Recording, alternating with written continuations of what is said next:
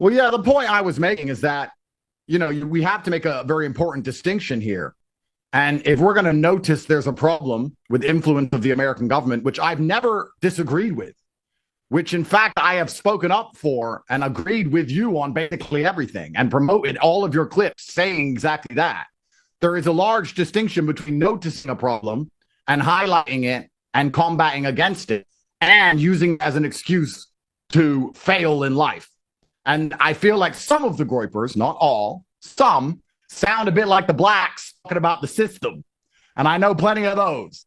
And that's the point I was trying to make, that nobody can stop you winning if you want to win. That's the point I was making. I don't have a large problem with the movement en masse. Yeah, I mean, I do agree. I don't think it's the groypers, though. I think there does need to be a distinction made between what we would call colloquially on the right wing, we call them the wignats. I don't know if you've ever heard that term before, but we call them wignats. That stands for Whigger nationalist. Whigger meaning, and the reason we call them Whiggers as opposed to groypers or something else is because you're right. I would say that what is typified by black people is this sort of victim mentality that says, oh, is it because I'm black? Oh, you only have a problem with me because I'm black. Oh, keeping the black man down, all this kind of stuff. The reason we call them Whigger nationalists is because they have kind of adopted the worst aspects of black identity politics, which is to say, oh, you have a problem with me because I'm white?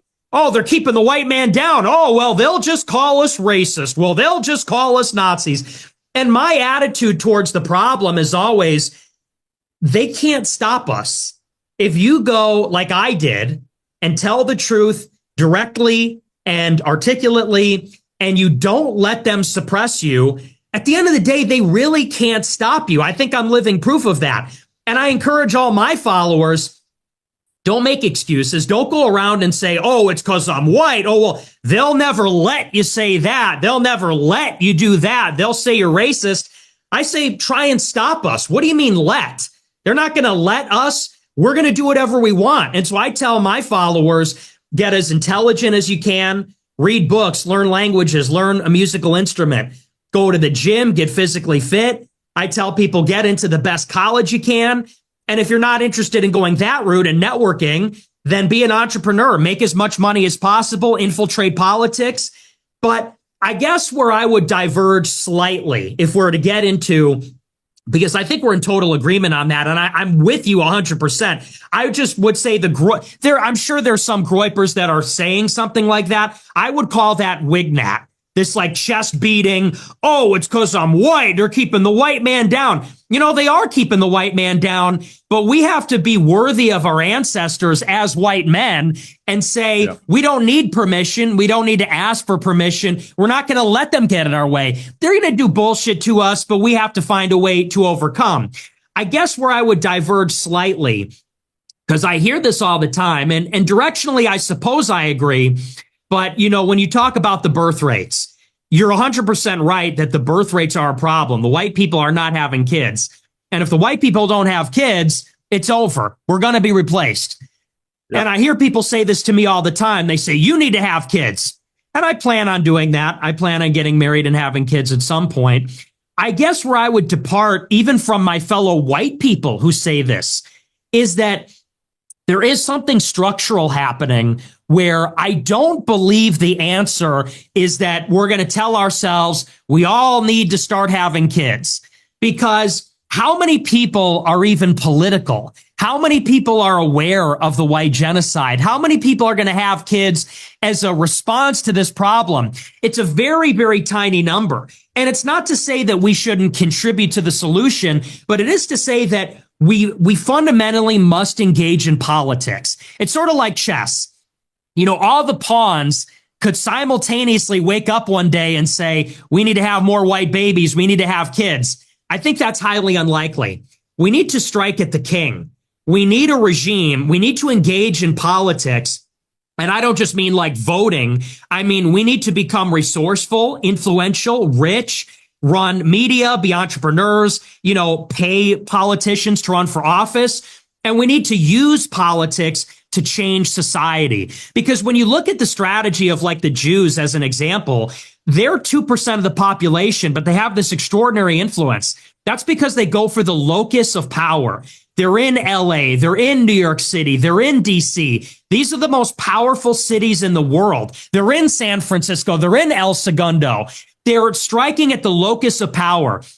And from the locus of power proceeds the cultural standards, proceeds these dominant narratives in the education system from academia. And so I'm really a believer, not in as much saying, oh, white people in general need to have more kids. Certainly that's a good thing. But it's more like I want the most brilliant, elite human capital, the smartest, richest, best white people to become as powerful as possible, take over the institutions, and from the institutions promulgate a message of fertility, racial solidarity, national solidarity, and national consciousness. That's kind of where I'm at. And I don't think you'd even disagree, but it's just kind of like going a little step further on that. No, I agree with you, actually, completely. And culture is the driving force behind all things. You know, I often comment on white people, black people. I'm in a unique position because I am a race mixed individual, which pisses off a large percentage of the internet. But this is how I was born, and that's how it goes. And there's not much I can do about it. But I would argue, besides yourself, there's probably no one else with a platform as large as mine who speaks up for white people ever.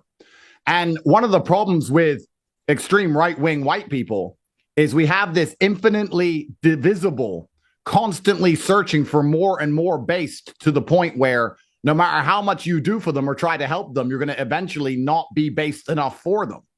And this is seen amongst white people in general. If we removed all the black people from Western civilization today, within 30 years, the Germans would be fighting the Italians again. I mean, that's what happened. Only 30 or 40 years ago, the Irish and English were blowing each other up. And now Ireland and England's both full of asylum seekers from the boats. It's kind of crazy when you think about it. So this infinitely divisible, this constant search for the more and more based version, I actually think in some ways subverts the whole movement. The movement you've launched is so fantastic. The cultural effect you've had is also fantastic. But the biggest threat to the movement is not going to be external. It's going to be internal. And there is a percentage of people, no matter what I say, in defense of you, in defense of white people, in defense of Western civilization, come along and say, because my dad is black, who was a chess genius, by the way, is the only reason I'm even smart, that I'm a piece of shit and I need to be kicked out or I need to die or whatever. And I don't care because truthfully, I think it's hilarious.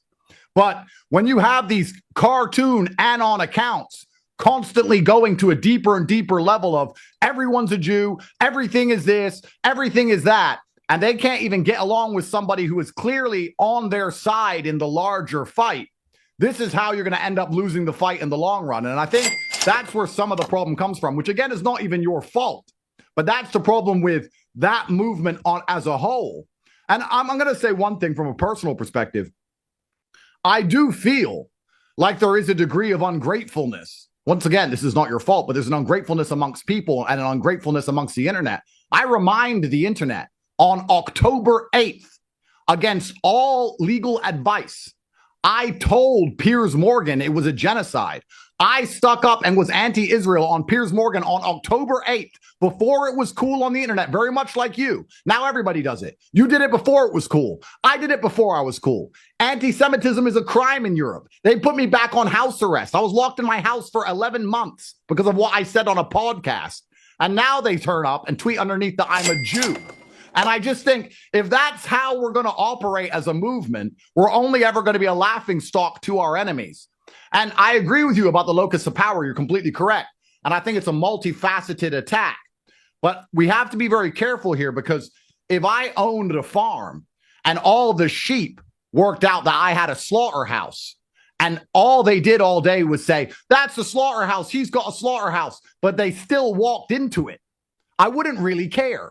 There has to be a point where you don't obey what I want you to do. If they're trying to stop you from reproducing, then you must reproduce. If they're trying to beat you down so you don't make money because of usury, you need to make money. If they don't want you to be brave, you need to be brave. You need to look at their exact playbook, and instead of tweeting at people, instead of accusing every single person who doesn't have an anon cartoon account of being a Jew, you need to do the absolute opposite of what they want you to do.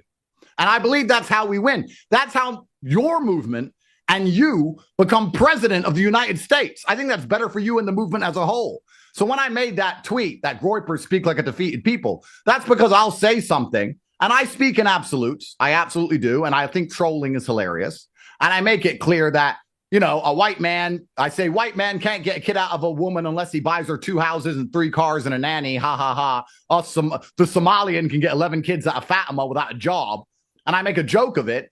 All of the replies is, well, now you're a Jew, you're a race mixing Jew, you work for the Jews. And I just think that that is counterproductive to the good fight and counterproductive to your movement. That's my actual view. At the same time, though, you got to recognize that if you're going to rage bait, you can't really be mad when people get mad. You know what I mean? I think it's hilarious.